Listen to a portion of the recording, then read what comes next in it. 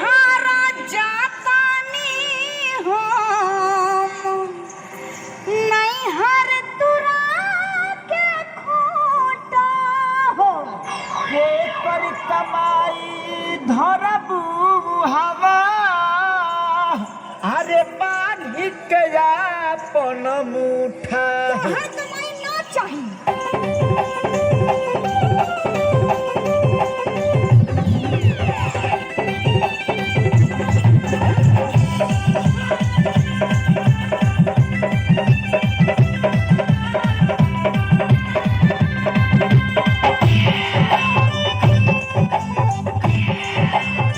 अब की ना ले आई बाजे सामान कुल सिंगार के। का कर लेबू बोला अरे अब की ना ले आई बाजे सामान कुल सिंगार के। हम आग लगा के फूंक दे हम तोहरा जैसन भतार के। आग लगा के फूंक दे हम तोहरा जैसन भतार के। आग लगा के फूंक दे हम तनी कंट्रोल रखा आग लगा के फुटबू जे हमारा जैसन भातार के ताकि करा संगे सुतबू बोला तोरी पसार के करा संगे सुतबू बोला तोरी पसार के करा संगे सुतबू बोला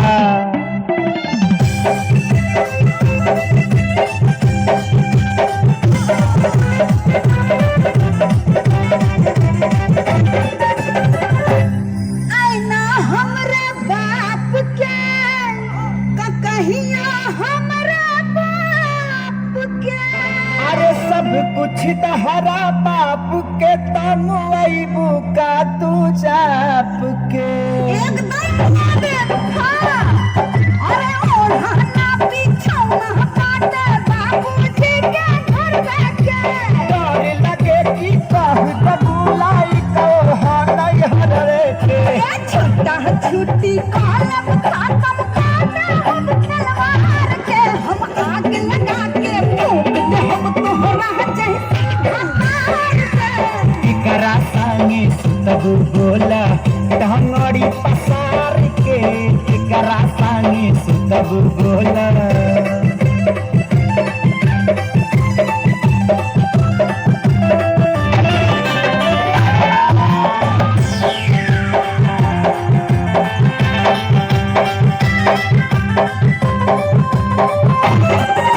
अरे लड़का जन्मावे में हम देह से लटकनी। ढेर जनी ऐठा हम रातो दिन खटानी जब चाहे तब बढ़ावे लत पहिया।